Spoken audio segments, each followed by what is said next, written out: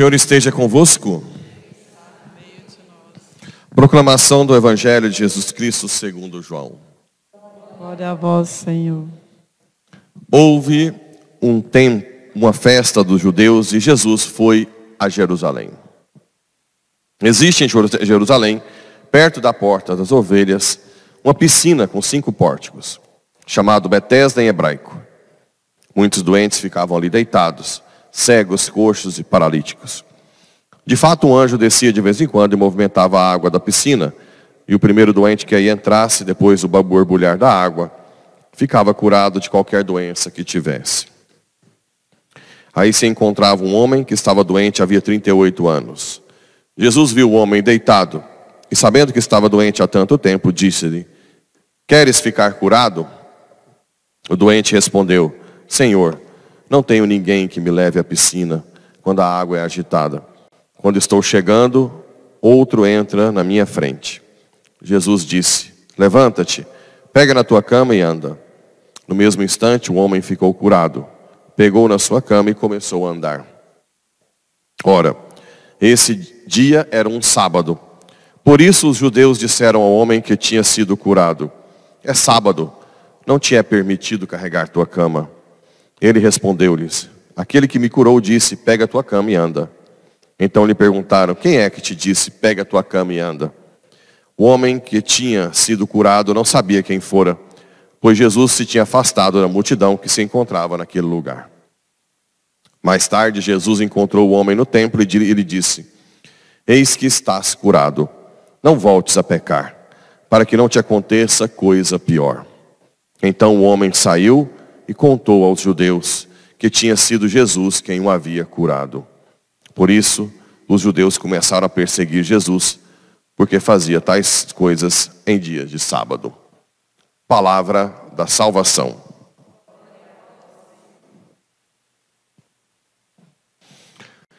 Caríssimos irmãos e irmãs, então nós temos aqui essa famosa profecia de Ezequiel 47.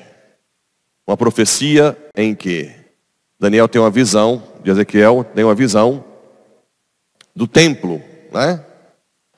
O templo que se volta ao Oriente. De onde veio o nosso Salvador? Oriente, né? Mesmo quando a missa era versus Deum, versus ábside, na Basílica de São Pedro, o Papa acabava celebrando sem ser versus ábside. Por quê? Porque a Basílica de São Pedro é voltada ao Oriente. Então, ad orientem, né?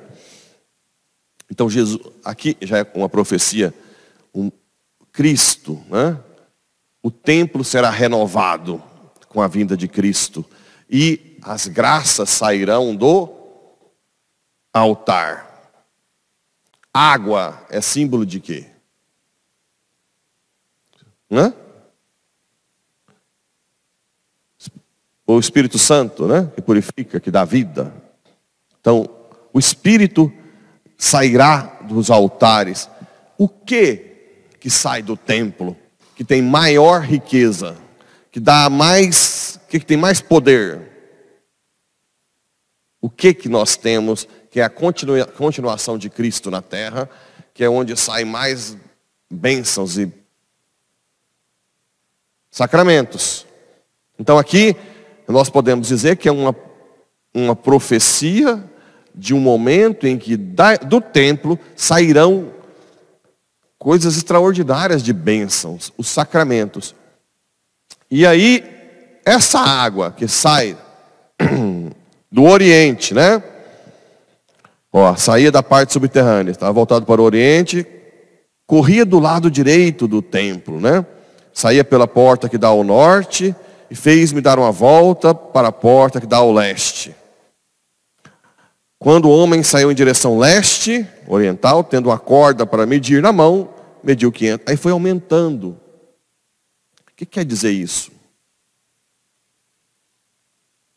À medida que você vai tendo contato com os sacramentos, você vai aumentando o seu estado de graça.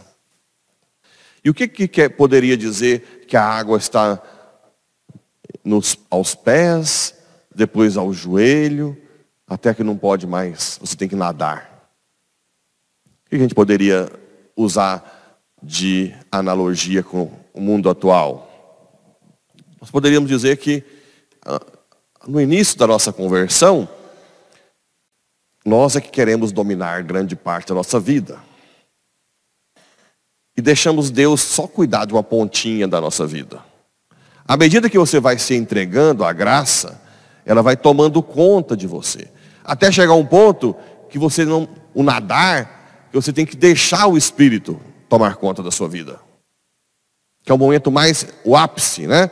É o santo que se rende completamente à vontade do Espírito Santo. A criatura que antes era autossuficiente, se achava capaz sozinha de tocar tudo, se rende ao Criador. E o que acontece quando acontece isso? O que houve com o pecado original? Duas coisas. Desordem do quê? Das paixões. E desordem do quê? Da natureza, né? Lembra que a natureza se voltou contra nós?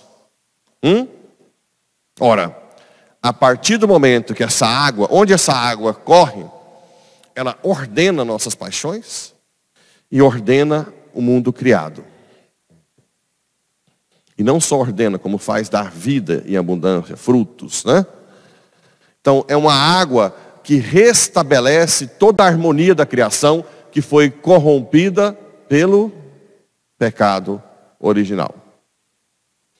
Lembra de eu falar várias vezes que para São Tomás de Aquino, o fogo do inferno são as paixões que se voltam contra nós e a própria natureza que se volta contra nós. Então, quem vai para o inferno também vai receber o corpo.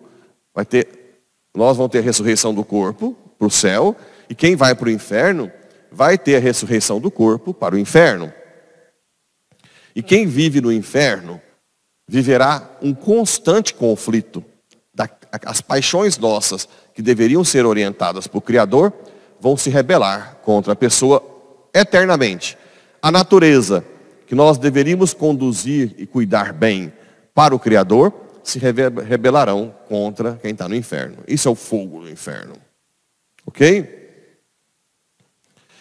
E ali onde passa, nas margens, ambos os lados, crescerá toda espécie de árvores frutíferas. Suas folhas não murcharão. Quem está no Espírito não morre, né? As pessoas que estão no pecado são apagadas, mortas. Por mais que tente se maquiar, né? Ter muitos bens materiais, mas é uma alma morta, murcha, porque não está bebendo da fonte da água viva, que dá vida à alma.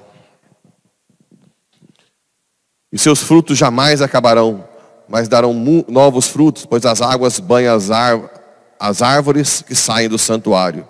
Seus frutos servirão de alimento, que as folhas serão remédio. Nosso alimento e remédio é a Eucaristia, né? Que é o nosso maná, que está indo nesse deserto da vida. E no Evangelho, uma passagem um pouco estranha, até a igreja resolveu até tirar essa do anjo que balança as águas hoje. Tem esse trecho que foi até tirado recentemente. Mas o fato é que mostra pessoas que aguardavam. A lei não era capaz de curar completamente, né? A lei ela é um pouco fria. Então tinha aqui um homem que tinha 38 anos que não conseguia sair. Essa nossa rigidez, incapacidade de nos mover, que Cristo vem e nos dá de volta a força, o vigor para nós cumprirmos nossa tarefa, né? Todo ser humano tem uma tarefa a cumprir. Todo ser humano tem uma tarefa a cumprir. Qual é? Configurar-se a Cristo. Ou seja, ser uma pessoa virtuosa, lutar, ser violento contra as paixões desordenadas e ordenar as paixões para ser virtuoso, livre E essa virtude servir para amar. Primeiro receber o amor de Deus, porque nós não sabemos nem amar direito. Primeiro você recebe na oração, né? E depois amar a Deus com o amor que Ele nos dá e ao próximo com o amor que Ele nos dá. Isso é uma tarefa contínua, árdua. Quem não luta, recua, porque as paixões continuam. Então, não tem banho-maria na vida espiritual. Ou você reza, ou você busca, ou você vai recuar. Você vai piorar. Você vai ser viciado em alguma coisa. Sempre tem um vício por trás. A pessoa que não vai na igreja, ela se apega a algo. Seja ao dinheiro, seja ao poder, seja ao cargo, seja ao trabalho. Tem aquele chamado workaholic, não tem? Que trabalha. Só quer trabalhar. Você manda parar, ele não dá conta. Porque a pessoa que não consegue colocar sua vida em Cristo, algum tipo de dependência, escravidão, vício tem. Ou é adultério, ou é sexo, ou é pornografia, ou é comida, ou é alguma coisa. Jogo, bebida. A pessoa não dá conta de viver livremente. Quem nos dá a liberdade é Cristo. Então por isso que ele disse, você quer ser curado? Pega. Aí vem os nossos irmãozinhos fariseus, que são na verdade as figurinhas nossas católicas, né? Que estão há muito tempo na igreja. Quem que te mandou pegar sua cama no sábado? O homem foi curado de ser paralítico, vem os tapadinhos, né? Não pode, a lei não permite. São os legalistas. As pessoas legalistas, né? Às vezes na igreja tem gente que tem tanta preocupação com liturgia que xinga o padre tudo que não faz a liturgia certo. Xinga até a mãe do padre. O que adiantou? Né? Porque o padre não ficou 40 graus, não falou aquela, né? Não levantou a mão assim. Aí xinga. Ou seja, querendo defender algo da igreja, faz algo pior. Que é atacar a pessoa. Desde quando Cristo ensina a gente a atacar os outros? Tudo bem, se está errado, oi padre, que tal na liturgia pede para fazer isso? Se ele não quiser, tá bom, eu gosto do Senhor a si mesmo. Né? A pessoa tem um grande valor para nós. A pessoa tem um grande valor para nós. Sempre, independente do erro. Nós temos que aprender. Nossa Senhora, já foi. Aprender a amar. É porque os textos são grandes. Bem, mas fica aí essa nossa atenção a primeiro desapegar do legalismo e depois nos abrirmos completamente a essa cura que Jesus nos dá, independente do dia. Né? Nós somos feitos para viver essa graça dos sacramentos, deixar que a água nos lave, ou melhor, deixar que a água nos domine, para que nós possamos viver uma harmonia com as paixões e com a natureza, e assim amar cada dia mais até os últimos tempos. Assim seja.